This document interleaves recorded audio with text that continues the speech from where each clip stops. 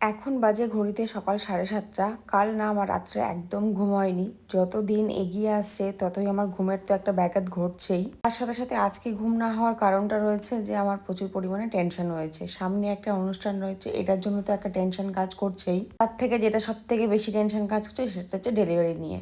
গত 6 তারিখে আমার ডাক্তার দেখানো ছিল, আর আমি তো তোমরা জানোই যে গোটা প্রেগনেন্সিতে আমার প্রচুর মিষ্টির ক্রেভিং হয়েছে।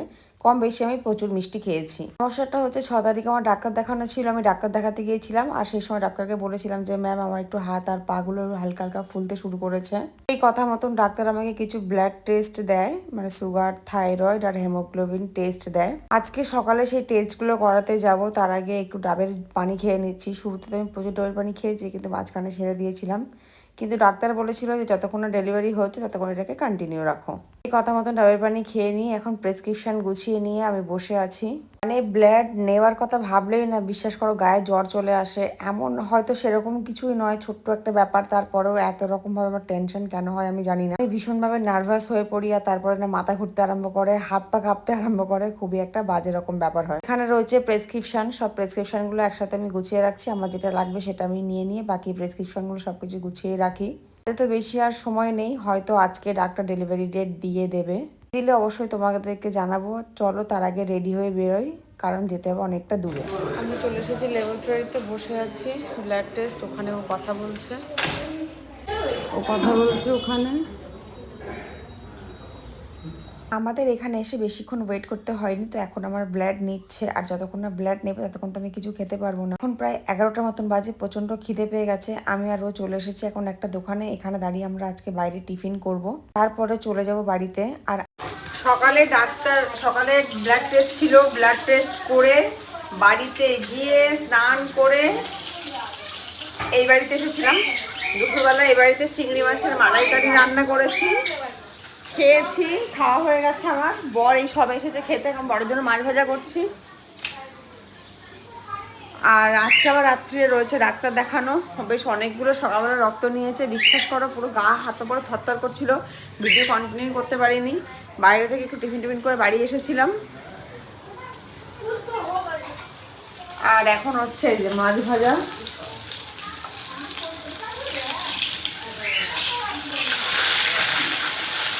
একটু মাছ ভাজা করে খেতে দিয়ে দিই, তারপরে আবার 7টার মধ্যে বেরোতে হবে, ডাক্তার দেখানো রয়েছে।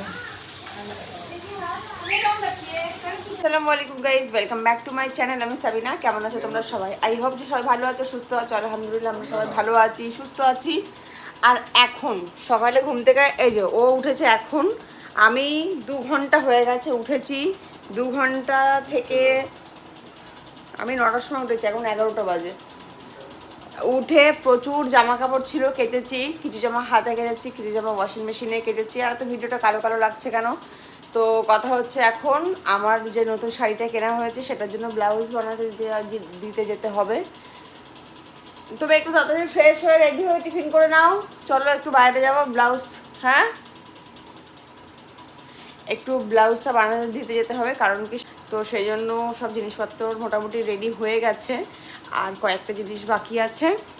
তো তার মধ্যে সব থেকে মেন ইম্পর্টেন্ট কাজ রয়েছে, সেটা হচ্ছে যে মানে সেটাকে ভালো করে মানে ব্লাউজ বানাতে দেওয়া। অর্ধেক জামা কাপড় কেটেছি, শুকিয়ে গেছে, দেখো এগুলো ভেতরে দিয়েছিলাম, সব শুকিয়ে গেছে। আর কিছু তো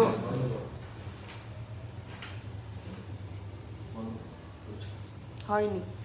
তো এখন যাবো ব্লাউজ বানাতে দিতে। আগের দিন ডাক্তার দেখানো ছিল, সেই সময় আমরা একটা গোল্ড জুয়েলারি শপে গিয়েছিলাম। সেখানে গিয়ে একটা জিনিস দেখে এসেছি, আমার খুব পছন্দ হয়েছে, মানে বেবি শাওয়ার পারপাসে নেওয়ার জন্য। সো ভাবছি ফোনেই অর্ডার দিয়ে দিই। হয়েছে চার্জ? থাক না, এখন যেন ফেলে দিও না, ওরকম করে পড়ে যাবে। তো ভাবছি যে ফোনে ওটা অর্ডার দিয়ে দেবো। কালকে তো ভিডিওটা কন্টিনিউ করতে পারি না, এখন থেকে ভিডিওটা কন্টিনিউ করলাম। আই হোপ যে ভালো লাগবে অবশ্যই লাইক করো, কমেন্ট করো, চ্যানেল সাবস্ক্রাইব করে পাশে থেকো। হ্যাঁ, না ড্রাই হয়ে গেছে, হ্যাঁ ড্রাই হয়ে গেছে। তো এখন সবার প্রথমে যাবো রেডি হয়ে ব্লাউজ বানিয়ে দিতে, ঠিক আছে? তারপরে ভিডিওতে ফিরে আসছি, চলো। আরে কি বলবো, আমি ভেবেছিলাম সেটা তো হলো না, নিজে নিয়ে নিয়েছে, খালি আমাকে ফোনটা নিয়ে শুধু দেখাচ্ছে জানো। আর সকালে গিয়েছিলাম ব্লাউজ বানাতে দিতে, এসে রান্না টান্না করে খেয়েছি। খাওয়ার পর থেকে এত কষ্ট হচ্ছে, সে বমি টমি করে একেকার।